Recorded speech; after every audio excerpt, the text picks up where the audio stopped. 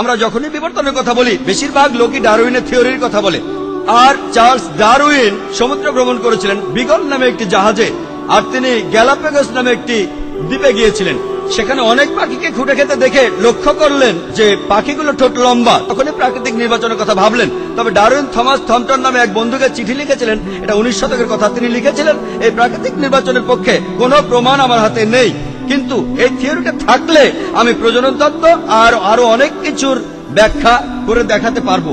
ডারউইনের theory আসলে প্রমাণিত সত্য নয়, এটা শুধুই একটা থিওরি। আর আমি আমার লেকচারে খুব পরিষ্কার করে বলেছি, কোরআন কোন থিওরির বিপক্ষে যেতে পারে, কারণ থিওরিতে পথ বদলাতে পারে, তবে কোরআন কোন প্রতিষ্ঠিত সত্যের বিরুদ্ধে যাবে না।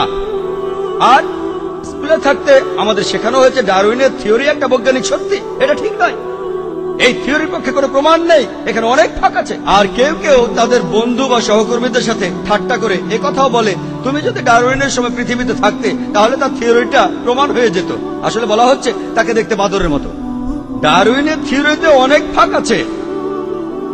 আর আমি মানুষের পূর্বপুরুষদের কথা জানি, হোমিনিডরা, দাল্লুসি, অস্ট্রালোপিথেকাস, আর তারপরে হোমো ইরেক্টাস, নিয়ানডার্থালম্যান, ক্রোম্যাগনন। আরো জানতে চাইলে আমার ভিডিও ক্যাসেট দেখেন। মলিকিউলার বায়োলজিতে ফ্রান্সিস ক্রেগের কথা অনুযায়ী এটা একেবারে অসম্ভব যে পৃথিবীতে মানুষ বাঁদর থেকে এসেছে। ডিএনএ কোডিং এ বলে এটা অসম্ভব। আপনারা আমার ভিডিও ক্যাসেট দেখতে পারেন, সেখানে বিস্তারিত আছে। কিছু ব্যাপারে আমার কোনো আপত্তি নেই, জীববিদ্যার ব্যাপারে। পবিত্র কোরআনে সূরা আম্বিয়া 30 নম্বর আয়াতে উল্লেখ করা আছে যে আমি প্রাণবান সবকিছু সৃষ্টি করলাম পানি হইতে, তবু কি ওরা ইমান আনিবে না?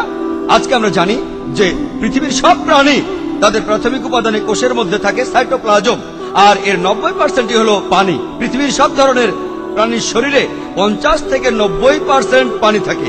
চিন্তা করেন, আরবের সেই মরুভূমিতে কে এভাবে ভাবতে পারতো যে সব প্রাণী পানি দিয়ে তৈরি?